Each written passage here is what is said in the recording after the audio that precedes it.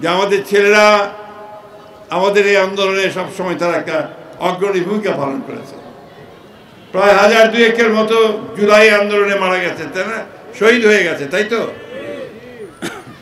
তো আমরা 15 বছর ধরে আমরা লড়াই করেছি, সংগ্রাম করেছি। এই 15 বছরে আমাদের বিএনপির বহু লোক মারা গেছে। ওই জুলাই আন্দোলনে আমাদের 426 জন ছাত্র নেতা কর্মী শহীদ হয়েছে। আমরা আপনাদের কাছে যেটা চাই, নিরপেক্ষ থাকবেন, সম্পূর্ণ নিরপেক্ষ থাকবেন। নির্বাচন অবশ্যই দেশে হবে, এই নির্বাচনটি হতে হবে সব সময় নিরপেক্ষ সরকারের অধীনে।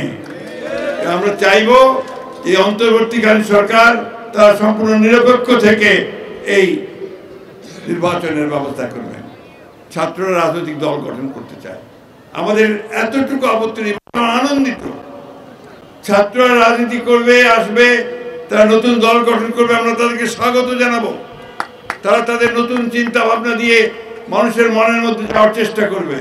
কিন্তু সরকারের থেকে যদি দল গঠন করেন, এই দেশের মানুষ সেটাকে মেনে নেবে না। নেবে কে? এটাই আমি বলতে চাই যে আসেন, আপনারা দল করবেন, দল করেন, আমরা প্রত্যেককে স্বাগত জানাবো, সহযোগিতা করব, কাঁধে কাঁধ মিলিয়ে আমরা একটা সুষ্ঠু নির্বাচন করার জন্য কাজ করে যাব। একই সঙ্গে আপনাদেরকে অনুরোধটুকু জানাবো, অযথা কনফ্রন্টেশন, সংঘাতমূলক কোনো কথাবার্তা রাজনীতির মধ্যে না আনাই ভালো হবে। আমরা এটা আশা করি। আসুন আমরা ঐক্যবদ্ধ থাকি। আমাদের ঐক্যকে ভাঙার চেষ্টা করা হচ্ছে, সেটা যেন কেউ ভাঙতে না পারে। আর কোনো আওয়ামী লীগের ওই প্রেতাত্মারা তারা নাকি এখন বিভিন্ন দলে ঢুকে পড়তে চায়, সেটা করতে দেবেন না। আমাদের দলে যেন কোনো আওয়ামী লীগের প্রেতাত্মা না ঢুকতে পারে, সেটা আপনারা নিশ্চিত করবেন।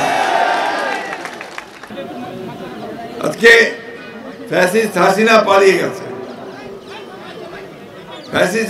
পালিয়ে গেছে জনগণের রোষের মাধ্যমে, জনগণের ক্ষোভের কারণে। জনগণকে তাড়া করে দেশ ছাড়া করেছে, তাই না? অথচ দেখেন, এই কিছুদিন আগেও সে বলেছে যে হাসিনা দেশ ছেড়ে পালায় না, বলছিল না? আজকে সে পালিয়ে গেছে। পালিয়ে যাওয়ার পরেও কিন্তু তার যে দুষ্টামি, যে মানুষের ক্ষতি করার যে অভ্যাস, সেটা যায় নাই। দিল্লিতে বসে সে ষড়যন্ত্র করছে, চক্রান্ত করছে।